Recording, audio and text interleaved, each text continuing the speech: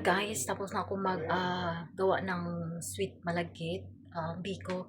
Grabe ang init din sa kusina, nakipagsaplaran ako dito doon, makipagsiksikan dahil dito sa flats namin, ano kami, apat kami ditong by room, so dalawa-dalawa. So ayan, so off ng tatlo ngayon, so nagluluto din sila, so doon nakipagsabayan rin ako doon. So syempre ako nauna, tapos sila naman. So, kahit ang init kasi mainit, sobrang init. Mainit kasi dito kaya ano, kahit na ano, papasok-pasok ako papunta dito, punta doon sa loob ng room kasi para malamigan ako. Ang init. So ayan, nakaraos din. So finally, so you can see now my biko.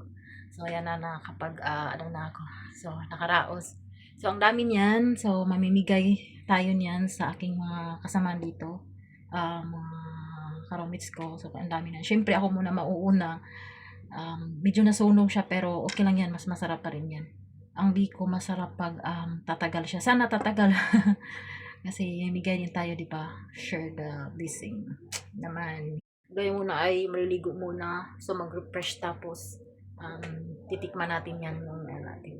Ginawa nating sweet malagkit. Biko kung tawagin sa atin, di ba?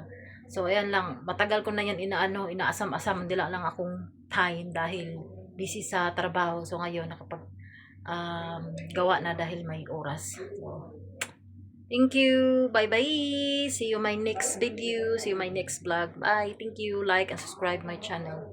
Bye-bye.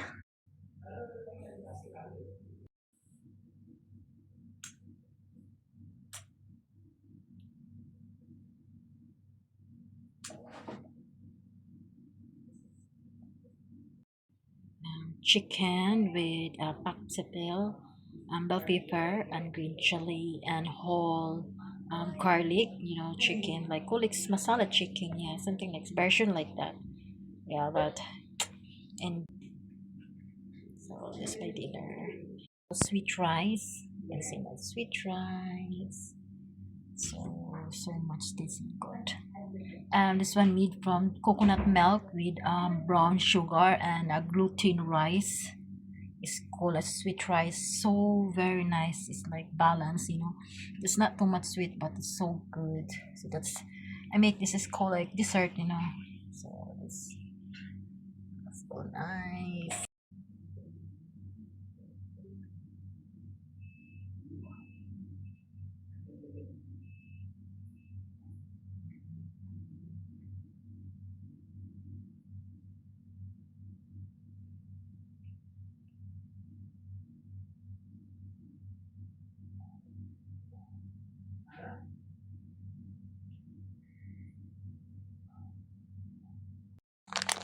Gagawa tayo ng biko. So, meron ako ditong brown sugar.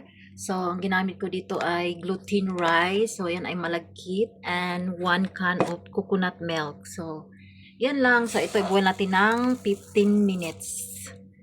Ayan, lutuin natin ng 15 minutes yung rice. And then, gagawa na tayo ng sauce.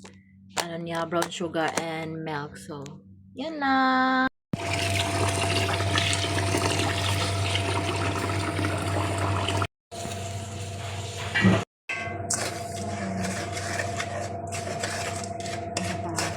Anuhin na natin to, tunawin natin until magme-melting, tapos ilagay natin yung coconut milk after melting. Halo lang, mekos. Yan siya. You can see now it's already melting. Yan pala yung gluten rice, so okay na siya, naluto na yung gluten sweet rice. And hintayin na natin ito melting na mag-melting. So mekos until siya mag-melting. Diba? So pagtsagaan na natin at hinaan natin yung low fire lang para hindi siya masunog. Ilagay na natin ito.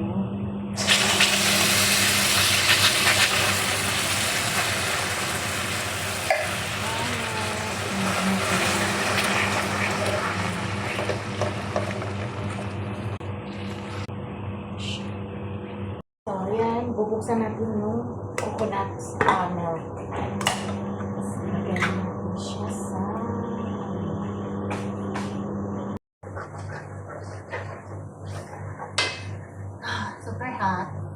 on.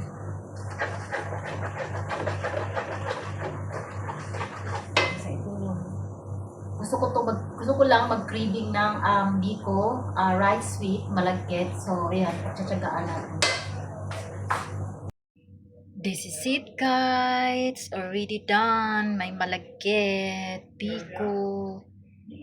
So, ayan na. It's finished product. So, medyo nasunog lang siya. Pero, it's care on. Makakain pa rin yan. Diba? So, mamigay ako nito sa aking mga kasamahan dito sa mga roommates ko. Kasi ang dami nito, hindi ko to mauubos. So, syempre, ako muna mauna, di ba? Bago sila.